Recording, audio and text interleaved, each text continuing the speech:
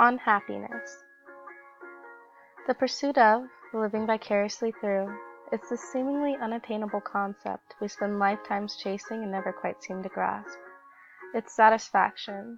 It's being content with life and knowing that death will fail to bring regrets or what-if scenarios were created behind our eyelids during our last moments. It is what we all wish to have and what very few receive. When this word is heard, I often yearn for it.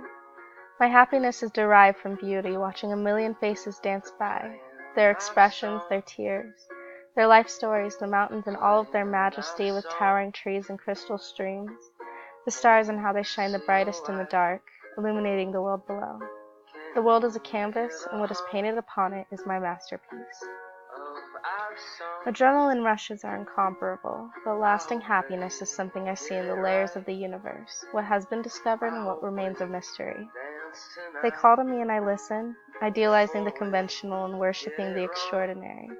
Through sunsets and cracks in the road, through fallen trees and breathtaking forests, through puddles and oceans whose end is unseen. Beauty is subjective, and that is where I find my happiness. In the broken, the unremarkable, the intelligent, the naive, the ones with dimples and the ones with scars. That is happiness. Of course, those who see happiness in everything have also witnessed the sadness.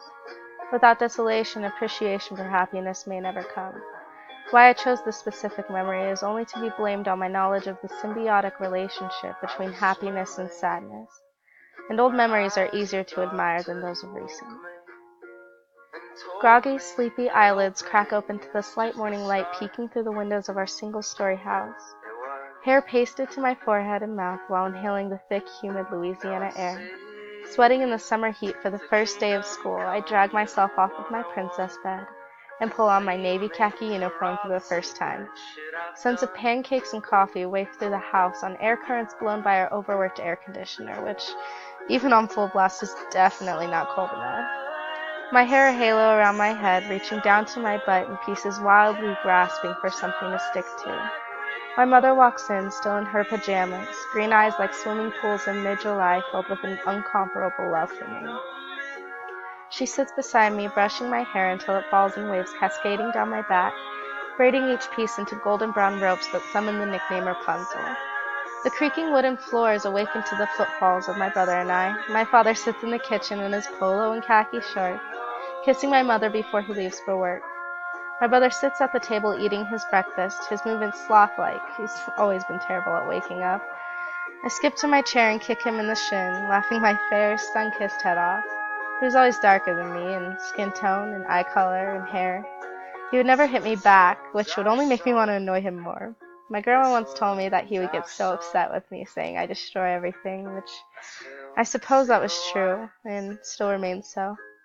I never did apologize for messing up his Legos. He was my best friend. I don't need to apologize for being a nuisance.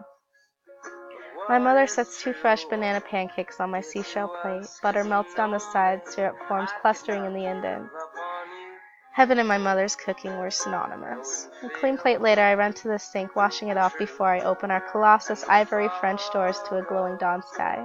The moon smiles at me from one side as the sun rises just above the horizon on the other, the sky full of pinks and oranges and yellows, clouds swirling like warm breath on a cold winter day.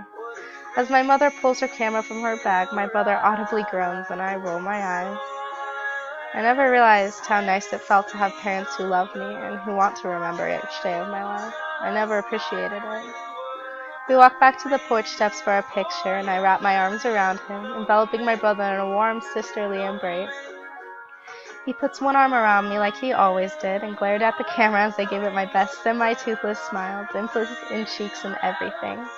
I raced him to the car, little legs like hurricanes across the damp green grass. I never did beat him to it. As we approach the docks along the coast, small kittens stride uncoordinatedly across the time-worn wood. The sun lights up the ocean, reflecting off of cerulean tides. The treasure chest is rather small in comparison to the vast ocean beyond and all of its undulating glory. The air reeks of salt and oil, while tractors and machinery sleep behind us along the levee, their yellow arms reaching up towards the pink sky. It's peaceful. The world has decided to stop for a moment while kittens play in the ocean waves. Worries and responsibilities seem to be beyond while we stared.